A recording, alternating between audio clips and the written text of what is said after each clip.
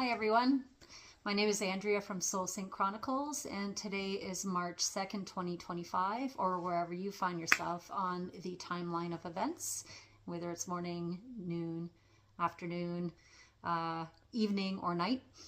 And today I'd like to talk to you about gut feelings, intuition, and synchronicity. And if you follow your gut feeling, or if you have intuitive thoughts, or have moments of synchronicity, please do share in the comment box. I'd like to hear all about it. And if you feel like it, please like, subscribe, and hit the notification bell. Thank you. So I'm going to start off by talking about gut feelings, intuition, and synchronicity as definitions. So a gut feeling is a feeling or reaction based on an instinctive emotional response rather than a considered thought. So what that means is, as an example, I had a gut feeling something bad was going to happen, or I had a gut feeling something was wrong. Now, intuition is the ability to understand something immediately without the need of conscious reasoning. So an example of that would be, we shall allow our intuition to guide us. And synchronicity, it's kind of, I got like two definitions. So the simultaneous occurrence of events which appear significantly related, but have no discernible causal connection. And Carl Jung coined synchronicity as events that coincide in time and appear meaningful, but lack a discoverable causal connection. It's like, oh, I seen the number 333 and how it connects to something else. It has a meaning to you, but no causal connection. So now, the reason why I want to bring this up is something that recently happened in my life, but where I am following my guided intuition, or, God or the universe giving me signs. And because in the past there is a moment where I didn't listen to my intuition, and I kicked myself in the butt for years that I didn't listen to my God-given gift. And this gift is strong with me. I either have dreams that come true, or I'll think about somebody and they'll either call me immediately, or I'll see them. Things like that, right? Very strange. So I'll first talk about the moment in time where I should have listened to my intuition. And I'm warning you right now, this could be triggering for some people that may have lost a child, because I'm going to be talking about my situation. And this happened almost 9 years ago in August now.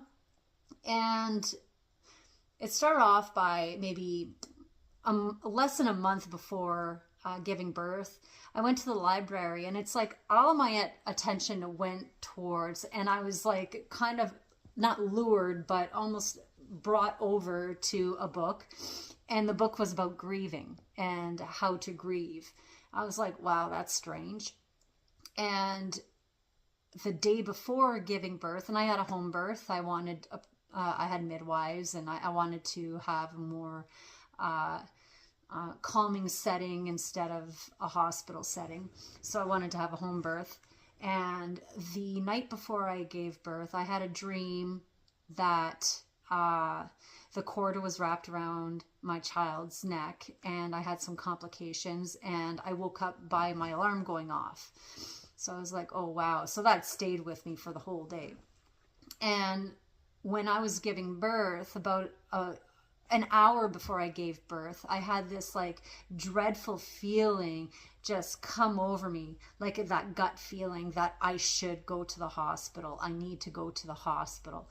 But I didn't listen and didn't say anything. And I kept pushing and pushing, and I went into labor long term. And at one point, the midwife checked the heart rate with her stethoscope, and she couldn't find his heart rate. It was really shallow. So she got me to switch positions and hunker down and give birth. So I gave birth, and he was barely breathing. And so they had to do work on him. And we were all brought to the hospital, and he passed away shortly thereafter at the hospital. And so, like I said, it took me a long time to get over the fact that I should have listened to my intuition. And I also want to put a key piece of information that I didn't know at the time, but I read in his autopsy report was that the cord was wrapped around his neck, but that wasn't the leading cause to him passing away. It was because I was in long-term labor, and I had developed like a bacteria that actually killed him. So like I said, it took me a long time to get over these things.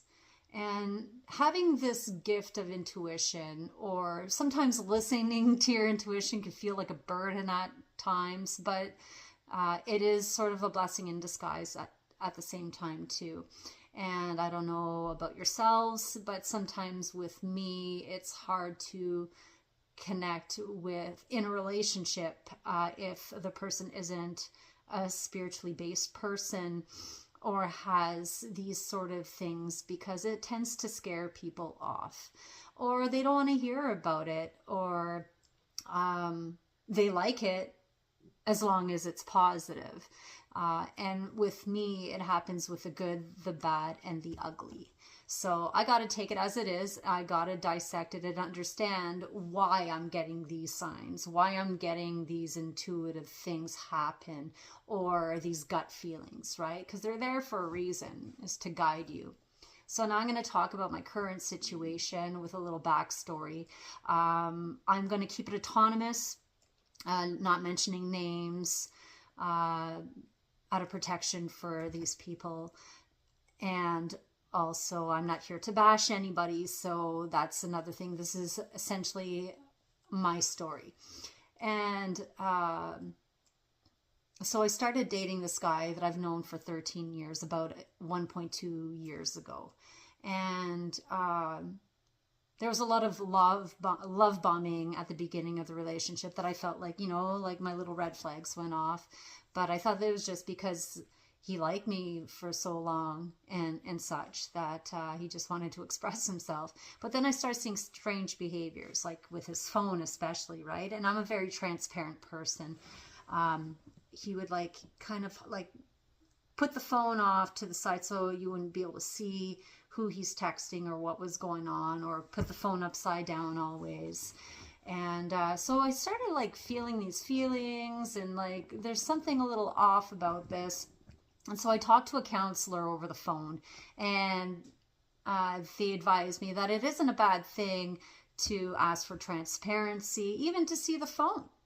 Because if you have nothing to hide, you should be able to show it, right? Because I could pass my phone, and if you find something, let's talk about it, open the dialogue. And it's also a way to build trust. So some major flags happened last March, and so this is a year ago. And so, like I said, the phone, hiding the phone, it was one of the flags. But the biggest one that started this spiral was he had woken up in the middle of the night, and he was going through this fitness competition thing. And anyways, that's a side note. And he had woken up at 3 o'clock in the morning, and he brought his phone to the bathroom, was in the bathroom for about 5 minutes, and came back out and went to bed. And I thought that was so strange that he was bringing his phone to the bathroom. And I already felt these red flags about his lack of transparency. So I waited until he fell asleep. And I'm not proud of this. However, had I not done this, I wouldn't have found what I found, right? So at the same time, I had said sorry for doing that, and I had not checked his phone after that. But I did go through his phone, and I discovered texts between him and some woman that goes to his gym who's married. And there was a very inappropriate text between them that he was saying then that I was taking things out of context. But for me, I feel that it's extremely inappropriate if she's already disclosing that they need to watch how they communicate because of her husband. So that to me tells me, okay, well, they're having, even if they've known each other for 4 years, as he claims, to have these kind of discussions, and for her to communicate that says that, well, okay, we got to watch how we speak. You shouldn't be having these types of conversations with each other then, right? She talked about her menstruation cycle and how bloated she was. And I thought that was very strange because that's a very private thing. And he had mentioned something about how he would be thinking about that in bed, LOL. And he tells me later it was her workout. But needless to say, I was sleeping beside him that day. Now, these texts happen within a short period of time from each other. Another one that I discovered was one she sent off to him where she said that she had seen both of us walking together and how animated I was. And then he had responded with, oh, I didn't see you. And she said, well, you were looking right at me. So it tells me that she's grabbing for his attention. And perhaps that maybe she's trying to engage into an emotional affair with him. Maybe he's unaware of it, but I'm not going to defend him or her. I just feel that this was completely inappropriate. So of course I was upset that I found these texts, that I, like my red flags went up. I followed my gut feeling and I checked. And so we had a 2-month hiatus where we weren't talking to each other. And once we did, we sat down and I tried to set some proper boundaries with him. And while all this is going on, we're having this discussion, his phone had started to buzz. And so I just kept like a little mental note about that. And lo and behold, after we were done discussing and trying to make amends, it was actually her messaging him to go to the gym with her at 5:30 in the morning. And I found out later that her husband was actually out of town during that time. So I'm like, wow. So I'm wondering, how would her husband appreciate all of this stuff that she's communicating with my partner? And how would he appreciate all of it, right? I don't think he would. So I had a hard time trusting him after all of this. So I'm going to just bring this page a little bit closer. So moving forward, more recently, we've been trying to work it out off and on and like really trying to make things work. And I really enjoy spending my time with this person and trying to put that gym person in the background, but very hard to do. Very hard when you feel that it's only one person trying to rebuild the trust, so to speak. And so again, moving forward, I had dropped him off at the gym because his car was in the shop and her vehicle was there. I'm like, oh, look who's here. And he said, oh, that's strange. She's there. She's never here at that time. And she's usually here early in the morning. So I'm like thinking, well, I'm calling BS on that. And about a month ago, I had this bad feeling overcome me, this gut feeling. So I got a friend of mine while I was at work to check and see if she was at the gym at the same time as him. And of course he was. She had taken photos of both their vehicles 2 days in a row, actually. So I'm trying to understand, is he lying to me or is she placing herself in his schedule? Because he was kind of like a creature of habit with his schedule, and he's very to the minute. So I was very upset. And on February 13th, I went and checked the gym myself. I had the day off and discovered that her vehicle was actually parked right beside us. So I sent him a little text and asked him how comfortable he was with her in there. And so then I waited outside and I went for a drive and came back to the gym, and I decided I was going to confront her or confront the situation. So I went into the gym and it was super quiet. And I was like, wow, that's strange. And that it's this quiet, and all of a sudden I hear her say goodbye to him in French and him respond in French, and he's not French, so I thought that was kind of like a little funny, friendly, flirtatious thing to do. And all of a sudden she comes around the corner and she sees me and she's like, oh, hello. And I'm like, oh, F off. I was not happy. And so then I went and checked to see who was in the gym, and it was just him, 2 other guys, and her. So she was obviously working out. Maybe not with him, but very in close proximity. So I wasn't happy at all. That I felt betrayed, my trust betrayed with him. And so I decided to confront her outside, asking her, I don't know what the F is going on here, but I'm being told that you come here at 5:30 in the morning, and now I'm discovering you here at the same time as my boyfriend. What the F is going on? And of course she says she doesn't defend her relationship to her husband at all. All she does is say that I have issues, where I told her that she is my issue. And I left, I went inside and basically said the same thing. I'm not understanding what's going on. I'm having a hard time trusting you. And I kept all of this very calm because I'm kind of at the end of like fighting about this over some other woman who means really nothing when I should be coming first. At least my emotions coming first. So, but I already know that I can't be vulnerable with my emotions with him. So, because it was constantly weaponized. So that's another story. So we obviously, he didn't want to talk to me on Valentine's Day, the day after. And so that, about a week later, this was my kicker. I had gone to this store and I ran into this woman, and I haven't seen this woman since I lost my child. And so we had a lot of catching up to do. So we're catching up, and I'm telling her I'm in this relationship with a guy I've known for a while, and but dating him is different than being friendship with him. And I started discussing about this gym woman who's married and how I feel she's having an emotional affair, or he's also engaging in this emotional affair with her, whether because he's a nice guy or whatever excuse. And not even 5 minutes after discussing this with this woman that I know, the gym woman walks right into the store. Like, out of 175,000 people that live in this town, it's kind of funny that she comes waltzing into the space that I'm in. And so I tell my girlfriend, like, look at that. We just finished talking about it. She's walking in the store. I'm like, I gotta go. So I leave the store, and then I noticed that she was parked right beside me. So to me, that's a clear sign from God, like, detach, move on. Like, very toxic, not good for you. There's something going on. You need to remove yourself. So that's what I did.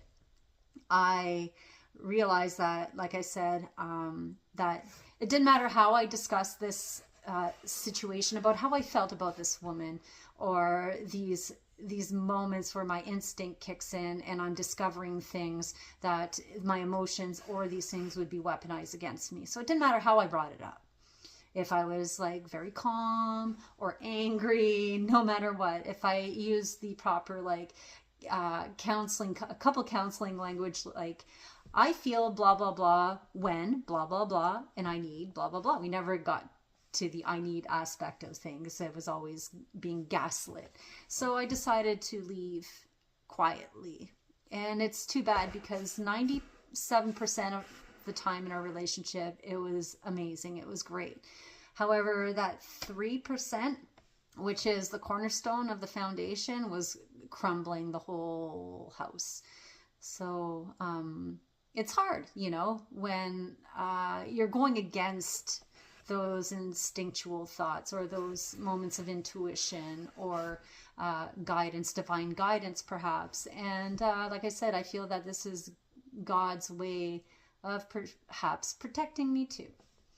And I gotta listen, because I know that the first time, that one time that I didn't, I lost a life. And so this time I'm listening. So I'm sorry if I'm dragging on now, but this is something that happened recently. It had a bit of a backstory, but I'm really happy that I got to share this with you. If you have your own story of when you should have listened to your gut instinct and didn't, or when you did listen to it, or your intuition, please tell me about it in the comment box, or you could email me. Whichever way you want, that'd be great to hear your stories as well. And please don't be shy to like, subscribe, and share if you want. So thank you again, wherever you're coming from. My name is Andrea, and today again is March 2nd, 2025, coming to you from my living room. Have yourselves a good morning, good day, good afternoon, good evening, or good night. Cheers.